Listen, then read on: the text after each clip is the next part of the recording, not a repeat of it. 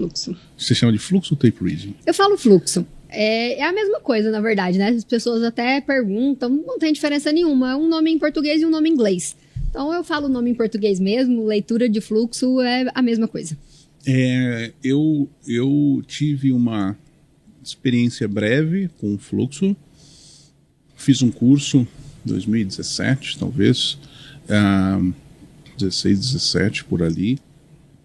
Eu tive muita dificuldade, porque eu entendo hoje isso como grafista, porque a gente percebe, né, Pisque, que quando você aprende no gráfico um padrão, ou uma maneira de encontrar um padrão, a gente tenta, quando é mais iniciante, tentar repetir o padrão, e a gente tenta ver as coisas mais quadradas no começo. E a gente sabe que com experiência tem tom de cinza que você vai tendo que absorver, e no fluxo, para mim, é pior ainda, porque eu não sei como você opera, mas para mim o fluxo ele exige uma construção de contexto ali no que está acontecendo, e o cara que é iniciante tem uma barreira ali. Como é que foi isso? Aliás, por que fluxo? Como é que você começou assim? Quanto tempo você opera? Como é que você começou no mercado? Tá, vamos lá. O porquê. Vamos começar com quanto tempo então e o porquê fluxo. Eu opero desde 2017. Tá. Então foi quando eu comecei a operar, finalzinho de 2017, começo de 2018. Comecei a estudar o mercado no meio de 2017, foi quando eu formei. Então eu tenho 26 anos, formei no meio de 2017, comecei a estudar sobre o mercado financeiro. Não foi sobre day trade, não era meu objetivo, eu nem conhecia o day trade. Eu conhecendo o mercado, né? E então, desde 2017, eu comecei operando, comecei a procurar informação sobre day trade, caí no gráfico de cara, né? Acho que é o que a gente tem mais, o que tem mais conteúdo por aí. Então, eu estudei gráfico aí uns 6 meses, mais ou menos, antes de conhecer a leitura de fluxo. Aí eu conheci leitura de fluxo. E vamos ao porquê da leitura de fluxo, então. Quando eu conheci fluxo, eu já vinha de 6 meses estudando gráfico. E ainda, sabe, quando... lógico que era muito iniciante ainda, estava no começo, não tinha como eu ter confiança no operacional, eu entendo isso.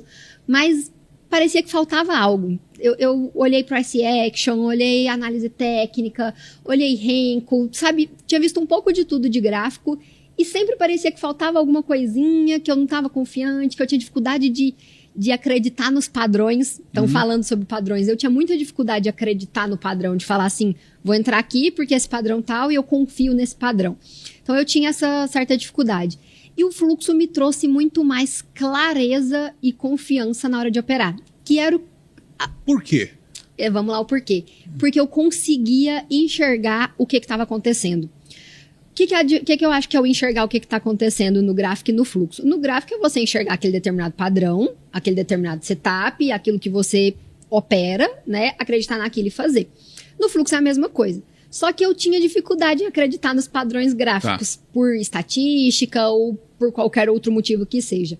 No fluxo eu não tive essa dificuldade porque eu estava enxergando, vendo o que estava acontecendo. Como? Vamos lá, tentar explicar até um pouquinho para quem não conhece nada de fluxo, né? O que eu analiso no fluxo? Quem está comprando, quem está vendendo, quais são os players que estão comprando ou vendendo. Aqui no Brasil a gente tem essa vantagem, né, que não é book cego, a gente consegue ver exatamente o JP está comprando, a Ativa, o Itaú, qual é o player que está comprando. Isso traz muito mais clareza para o fluxo. Já li fluxo no mercado americano também e realmente é mais difícil ver os players, traz muito mais clareza para o movimento. Então, quem são os players? Em que região que eles estão comprando? Então, e com que pressa... Isso, com que pressa ou sem pressa? Com que intensidade que eles estão comprando? E por que isso me traz clareza? Eu vejo até onde o JP Morgan está pagando e até onde ele não paga. Vamos supor, eu estou vendo uma certa resistência. Eu sei que ali é uma resistência porque o Itaú está travando o preço no 29,30. Toda vez que chega no 29,30, o Itaú está vendendo. Ele está com o iceberg travando o preço, ou ele fica boletando lá toda hora e não deixa o preço passar. Então, por que o preço está segurando ali? Está segurando porque o Itaú está segurando. A partir do momento que o Itaú não estiver mais segurando aquele preço, essa resistência vai deixar de existir. Ele está fazendo a resistência. E no fluxo eu vejo enquanto ele está segurando e a hora que ele para de segurar também. Uhum. A gente vê até onde o player está pagando, então isso é muito legal também. Eu estou vendo que o player tal está querendo comprar, mas ele só compra até o preço tal. Chega ali no preço tal, ele não compra mais. Então, por que o preço não sobe dali? Porque porque não tem comprador querendo comprar acima daquele determinado preço. Então, para mim, foi muito mais fácil de acreditar no que eu estava vendo no fluxo.